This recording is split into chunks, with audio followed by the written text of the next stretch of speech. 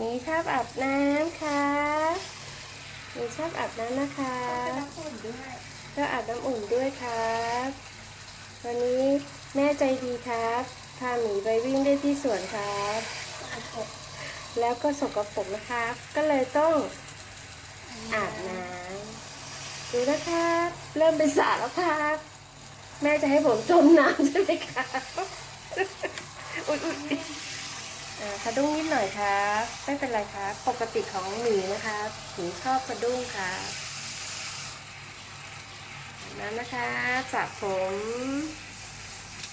อุ่นๆครั มีชอบแช่น้ มีชอบแช่น้ำในอ่าง ำมีท่าแช่น้ำเลย แช่น้ำของเขานะคะ